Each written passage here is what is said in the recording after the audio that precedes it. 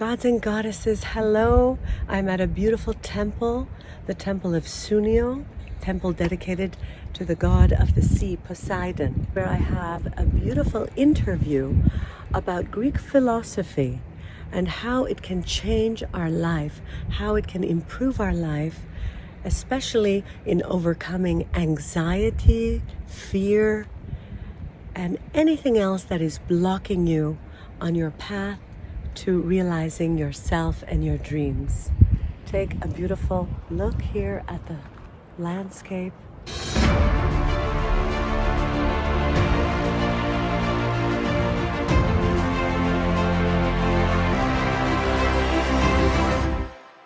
So can you tell us simply, who was Socrates and why does he still matter today? So Socrates is an ancient philosopher who lived in Greece around 2,500 years ago. He was a very humble man. He never claimed to be the son of Zeus or a prophet, never taught dogma. What he did was he used to go around Athens, start discussions with people, just strike up interesting discussions with people. He was a very curious man, and he liked to help people to find more meaning in their life by asking them questions like, what makes you happy? What is a good life for you? Highlight through these dialogues how people were lying to themselves, how the source of all their problems was cognitive dissonance. We think one thing, we believe another thing, we say another thing, and we act a different thing. And all this cognitive dissonance leads to our unhappiness and even disease. So it metastasizes into a disease. And this is what he was trying to highlight.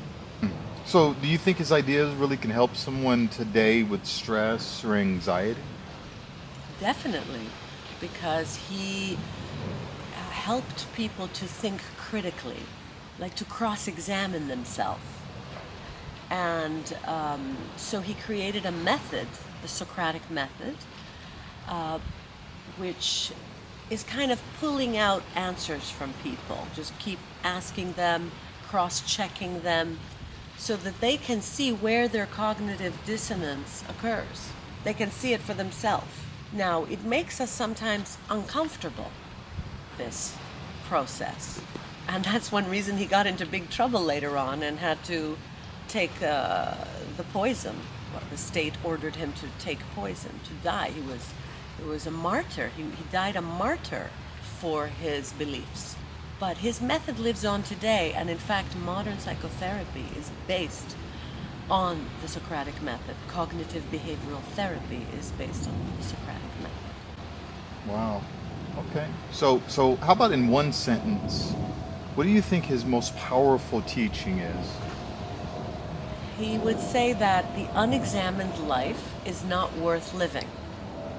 So if you're not taking the time to regularly reflect on your thoughts, actions, the consequences of your actions, taking responsibility for your life and what's happening in your life, you are essentially a sleepwalker.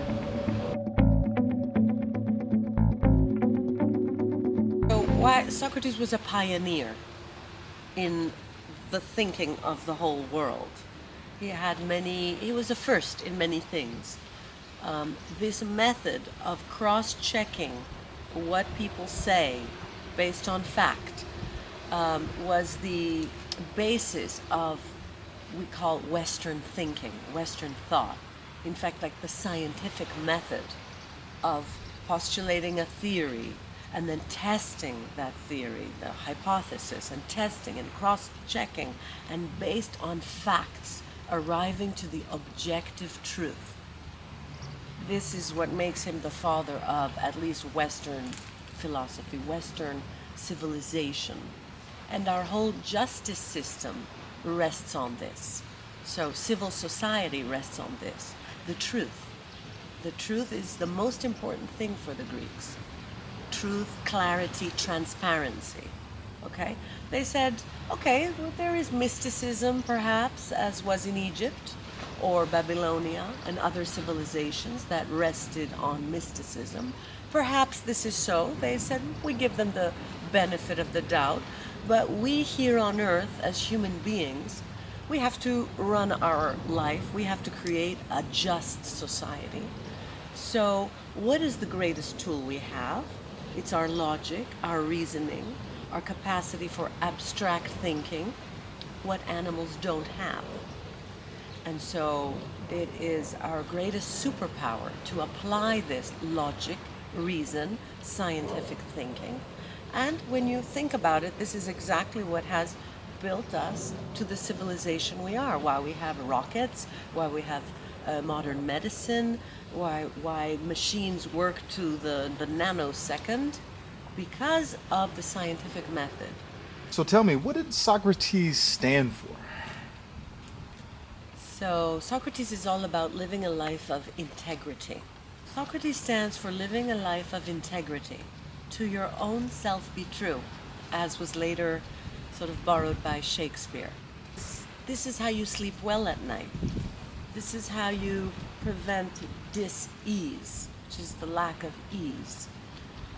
It's this cognitive dissonance that we were talking about.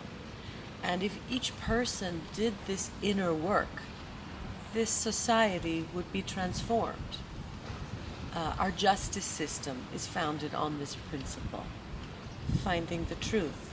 That's why lawyers also use this cross-examination method. Getting to the objective truth, having the humility to engage in dialogue, a Greek word which means the exchange of minds and ideas. So that's why Socrates engaged in dialogue, not dogma. Dogma is you just get these 10 commandments and you follow like a sheep. You don't think for yourself. Ancient Greece was thinking for yourself, being an independent person. And that's why Western society has this thing about individualism. You know, you're free to be yourself, to develop your own potential, okay? There's not this mass sort of communist thinking, right? This is why we are, the roots of the West are in Greece, because it says, have the courage to stand up for what you believe in, like Socrates. Even stand up with your own life. Okay, it's not nice sometimes. Everyone's saying the opposite things. You engage in dialogue, civilized dialogue. You don't attack. You don't have war. You try to come to a negotiation. You try to find the truth, what is objective and fair. So he was also about working on your soul, working on your mental health, and not the image. See, like in today's society, how a lot of us were caught up in our image and comparing our image to other people. And so this leads to mental disease. This leads to a kind of paranoia, a kind of resentment. So he's like, do away with all of that.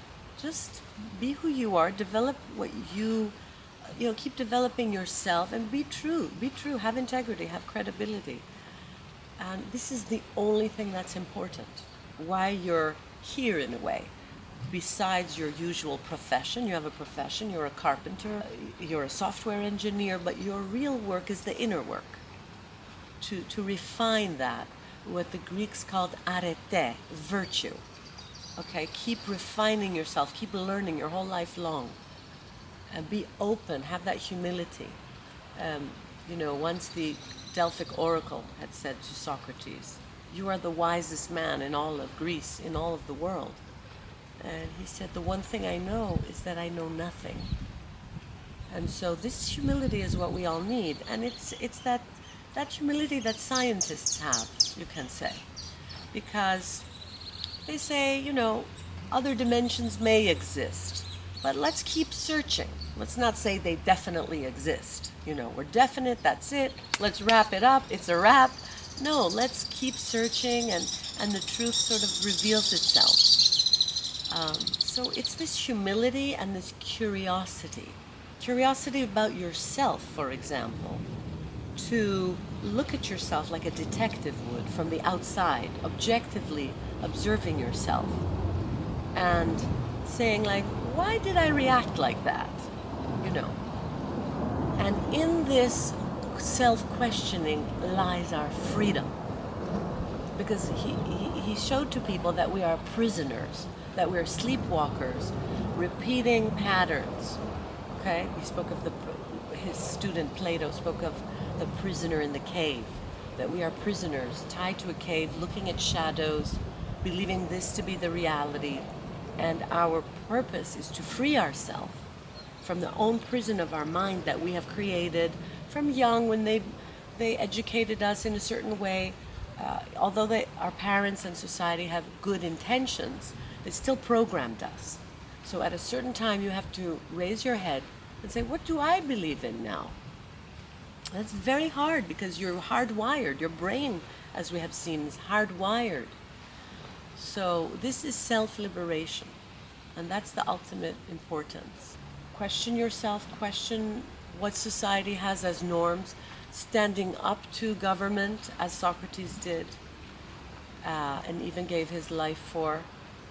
This is the free human being, and that's more important than living till you're 100 as a zombie.